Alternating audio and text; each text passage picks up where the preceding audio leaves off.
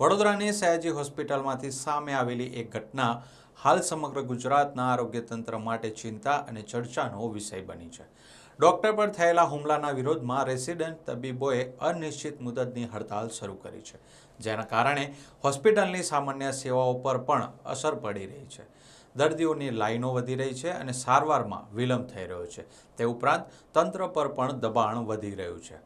સમગ્ર ઘટનાની શરૂઆત 23 એપ્રિલના રોજ થઈ હતી, જ્યારે એક વયોવૃદ્ધ મહિલાનું મોત થતાં તેમના મૃતદેહને હોસ્પિટલના કોલ્ડ સ્ટોરેજમાં રાખવામાં આવ્યો હતો.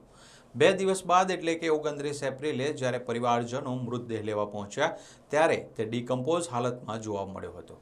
આ દ્રશ્ય જોઈને પરિવારજનોમાં ભારે આક્રોશ ફાટી નીકળ્યો હતો અને તેઓએ હોસ્પિટલ તંત્ર પર ગંભીર બેદરકારીના આક્ષેપો કર્યા અને થોડા સમયમાં વાતચીતે ઉગ્ર સ્વરૂપ લઈ લીધું હતું.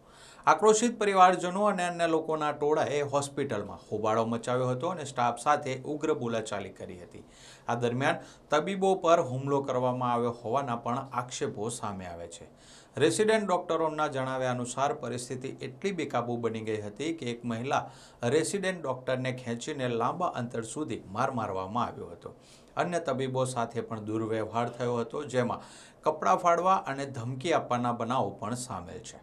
આ બનાવે તબીબોમાં ભારે ભય અને અસુરક્ષાની લાગણી પેદા કરી છે અને તેમના કહેવા મુજબ હોસ્પિટલ જેવી સંવેદનશીલ જગ્યાએ જો તેઓ સુરક્ષિત નહીં હોય તો દર્દીઓની સેવા કેવી રીતે કરી શકશે?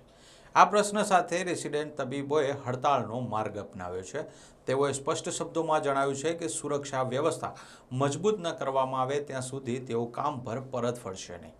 હાલની સ્થિતિ એવી છે કે હોસ્પિટલમાં ઇમરજન્સી સેવાઓ અને ઓપીડી મર્યાદિત રીતે ચાલુ રાખવામાં આવી રહી છે, પરંતુ રેસિડેન્ટ ડોક્ટરોની ગેરહાજરીને કારણે સારવાર પ્રક્રિયામાં ખલેલ પહોંચ્યો છે. પ્રોફેસરો અને સિનિયર તબીબો હવે આગળ આવીને જવાબદારી સંભાળી રહ્યા છે. તેમ છતાં પણ દર્દીઓની સંખ્યા સામે સ્ટાફ ઓછો પડી રહ્યો છે. અનેક દર્દીઓને રાહ જોવી પડી રહી છે, જ્યારે કેટલીક સેવાઓ પર સીધી અસર પડી રહી છે. સાથે સાથે પોસ્ટમોર્ટમ કામગીરી પણ અસરગ્રસ્ત થઈ છે અને મૃતદેહોની તપાસ માટે અન્ય હોસ્પિટલોમાં ખસેડવાની ફરજ પડી રહી છે, જેના કારણે મૃતકોના પરિવારજનોને પણ મુશ્કેલીનો સામનો કરવો પડી રહ્યો છે. આ ઘટનાને પગલે તબીબોએ હોસ્પિટલમાં સુરક્ષા વ્યવસ્થાની ગંભીર ખામીઓ તરફ પણ ધ્યાન દોર્યું છે અને તેઓએ જણાવ્યું છે કે હોસ્પિટલના ઘણા વિસ્તારોમાં પૂરતું લાઇટિંગ નથી, સીસીટીવી કેમેરા મર્યાદિત છે અને રાત્રે કામ કરતી વખતે સુરક્ષા સ્ટાફની હાજરી પણ નબળી છે. ખાસ કરીને નાઇટ શિફ્ટ દરમિયાન મહિલાઓ માટે પરિસ્થિતિ વધુ જોખમી બની જાય છે.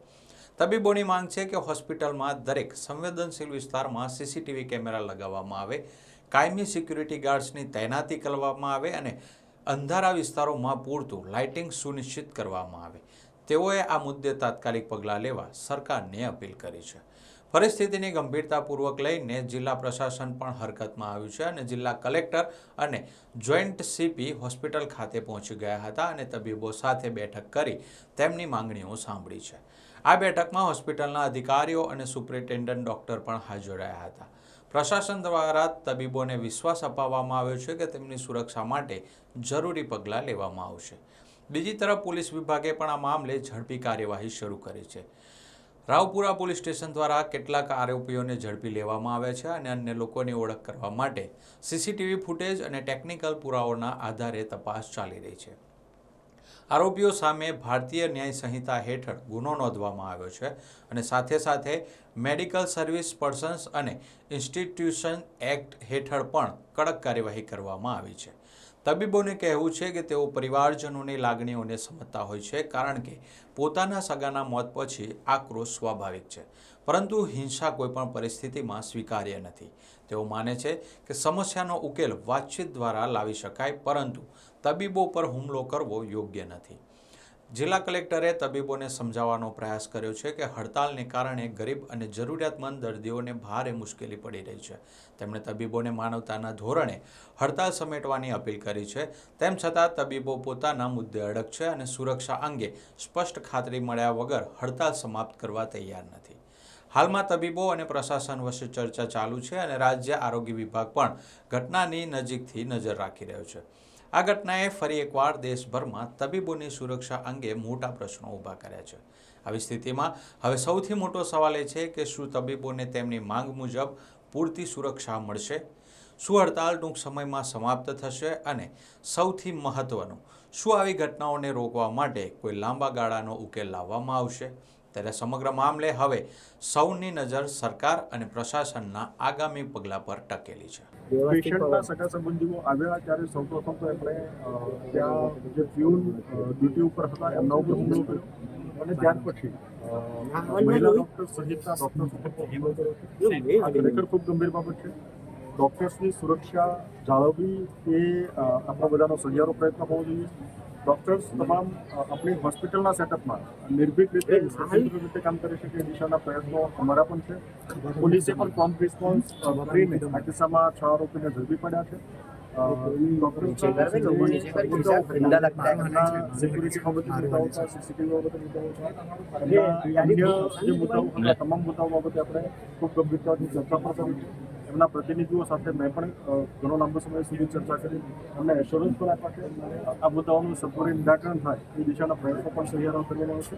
અને સાથોસાથ આપણા પેશન્ટ અત્યારે જે ગરીબ રોગમાંથી અહીંયા પેશન્ટ સારવાર માટે આવે છે એમની કોઈ ઇમરજન્સી સર્વિસ આપવામાં, એમની સારવાર કે એમના કોઈ આરોગ્ય ઉપર બીજા કોઈ પ્રશ્નો ઉપસ્થિત થાય એ દિશાના પ્રયત્નો ચાલુ છે અને એ માટે એમને સમજૂત પણ કર્યા છે.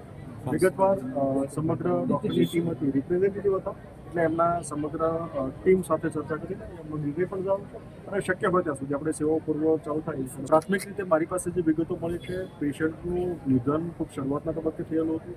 અહીંયા જ્યારે આવ્યા હતા એમની અંદર સમયગાળો પણ હતો. સામાન્ય રીતે ખૂબ ઓછા કલાકોની અંદર ડિકમ્પોઝિશનની પ્રક્રિયા ચાલુ થઈ જતી હોય છે. આથી એ પ્રક્રિયાને પછી કોઈ તબક્કે એને સ્ટોલ કરી શકાય પણ એને રિવર્ટ કરી શકાતી. એટલે જે ડિકમ્પોઝિશનની પ્રક્રિયા ઓલરેડી થઈ ગયેલી હોય એમને આપણે ક્યારેય રિવર્ટ કરી શકતા નથી. પેશન્ટનું ઓલરેડી નિધન થયેલું હતું એટલે આ બાબતે પણ વિગતવાર આપણા સિનિયર મેડિકલ ઓફિસર્સ તપાસ કરશે. પણ અગત્યનો મુદ્દો છે કે આ બાબતે યોગ્ય તબક્કે રિપ્રેઝન્ટેશન કરવું જોઈએ. એમના માટે કોઈ કાયદો હાથમાં લઈને ડૉક્ટર્સ ઉપર કે ઓન ડ્યુટી સ્ટાફ ઉપર હુમલો કરવો એ બિલકુલ વ્યાજબી નથી. ડૉક્ટર પોતે સુરક્ષિત માહોલમાં કામ કરી શકે એ આપણી સહિયારી છે. ત્યારે આ મુદ્દો આપણે અલગ અલગ તબક્કે હાઇલાઇટ થયેલો છે. સુરક્ષા એજન્સીઓ બાબતે દિન પણ ચિંતિત છે.